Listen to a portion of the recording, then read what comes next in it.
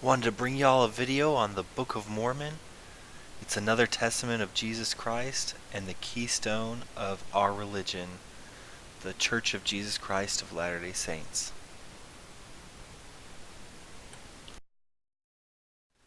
How do we receive the Book of Mormon is a big question for all of us who are members of the church and those outside of the church. Ezra Taft Benson states, "Once we realize how the Lord feels about this book, it should not surprise us that He also gives us solemn warnings about how we receive it. After indicating that those who receive the Book of Mormon with faith working righteousness will receive a crown of eternal glory, the Lord follows with this warning, but those who harden their hearts in unbelief and reject it shall turn to their own condemnation."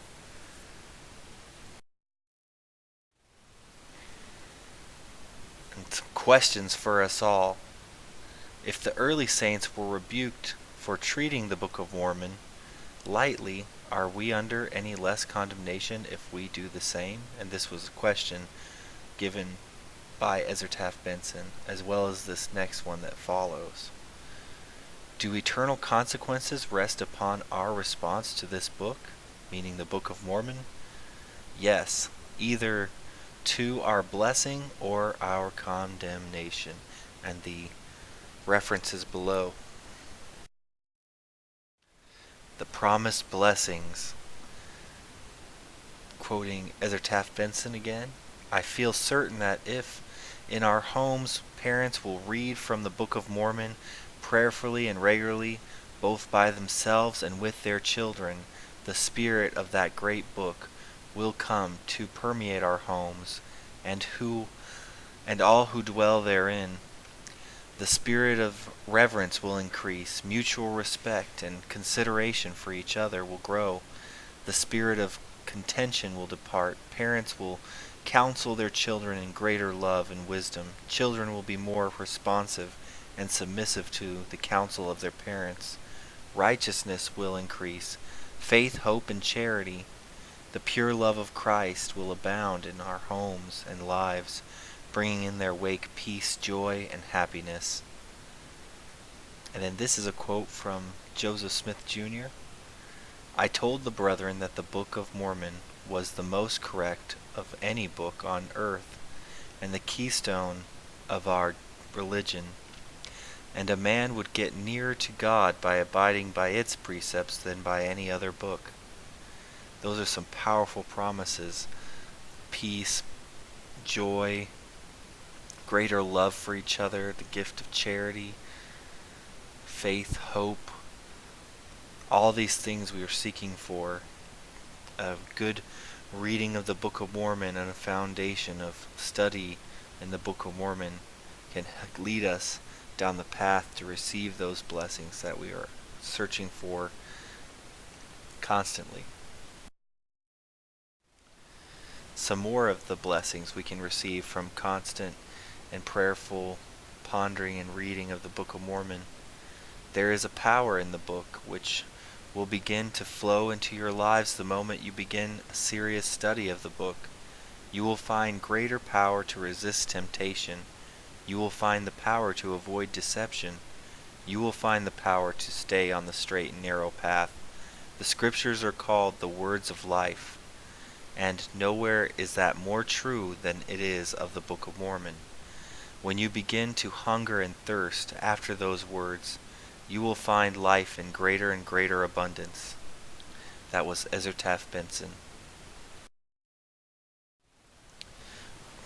We should read the Book of Mormon daily. Another quote from Ezra Taft Benson: "Every Latter-day Saint should make the study of this book a lifetime pursuit. Otherwise he is placing his soul in jeopardy and neglecting that which could give spiritual and intellectual unity to his whole life. There is a difference between a convert who is built upon the rock of Christ through the Book of Mormon and stays hold of that iron rod, and one who is not. The Book of Mormon has not been, nor is it yet, the center of our personal study, family teaching, preaching, and missionary work. Of this we must repent." Again, another quote from Ezra Taft Benson. A warning. And your minds in the times past have been darkened because of unbelief and because you have treated lightly the things you have received, in this case the Book of Mormon, which vanity and unbelief brought the whole church under condemnation, and this condemnation resteth upon the children of Zion, even all. And they shall remain under this condemnation until they repent and remember the new covenant, even the Book of Mormon, and the former commandments which I have given them, not only to say, but to do according to that which I have written, that they may bring forth fruit meet for their Father's kingdom. Otherwise there remaineth a scourge and a judgment to be poured out upon the children of Zion. And that's in Doctrine and Covenants 84, 54 through 58. It's just such powerful messages that really indicate how the Book of Mormon should be a part of our daily lives, a big part, a foundation of our studies, and really that we should consume the information in that book and really, really search it out, dig deeply into it, so that we don't face these condemnations, but that we rather get the blessings that we heard about earlier. The Book of Mormon contains the fullness of the gospel.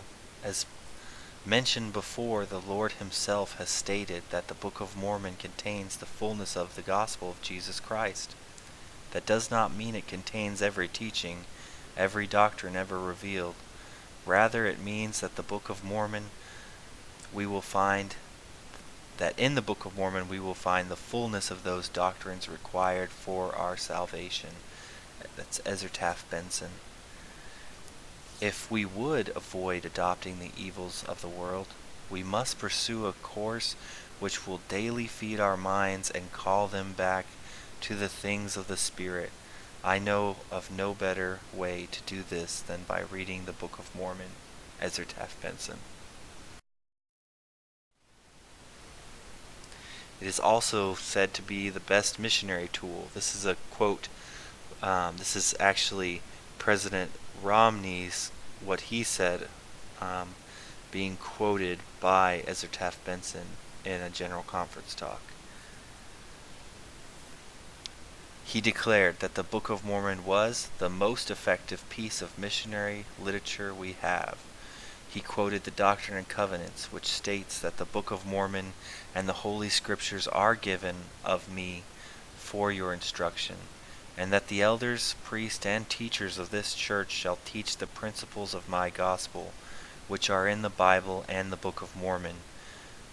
President Romney added, "It is of course obvious that unless we read, study, and learn the principles which are in the Book of Mormon, we, the elders, priests, and teachers of this church, cannot comply with the direction to teach them." And that is, again, Ezra Taft Benson quoting President Marion G. Romney. I invite everyone to read the Book of Mormon. I know it will bless you in your life.